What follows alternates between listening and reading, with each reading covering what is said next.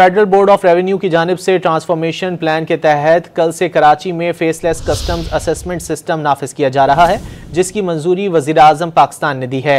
FBR के मुताबिक कराची के अप्रेजमेंट कलेक्ट्रेट्स में रात 12 बजे के बाद जमा होने वाले तमाम इम्पोर्ट गुड्स डिक्लेरेशंस को सेंट्रल अप्रेजिंग यूनिट के सुपुर्द किया जाएगा। तफसीलात जान लेते हैं डॉन न्यूज़ के नुमाइंदे ताहिर शीरानी से। ताहिर, क्या तफसीलात हैं? देखिए, जो वज़ीर आज़म की जानिब से FBR के लिए ट्रांसफॉर्मेशन प्लान मंजूर किया गया है, उसके मुताबिक ये इकदाम किया गया है और कल 15 दिसंबर से कराची में फेसलेस कस्टम्स असिस्टेंट सिस्टम नाफिज कर दिया जाएगा। FBR के मुताबिक सेंट्रल अप्रेजिंग यूनिट चंद दिन पहले FBR की जानिब से south Asia Pakistan terminal Karachi में कायम किया गया है। फेसलेस कस्टम्स असेसमेंट के निफाज से कस्टम्स के निज़ाम और काम के कल्चर में नुमाया तब्दीलियां तवक्को की गई है कि इसमें आएंगी। नए निज़ाम से क्लियरेंस में कम वक्त लगने से तिजारत में सहूलत मुयसर आएगी। नए सिस्टम से असेसमेंट्स में बेहतरी और शफाफियत लाई जा सकेगी।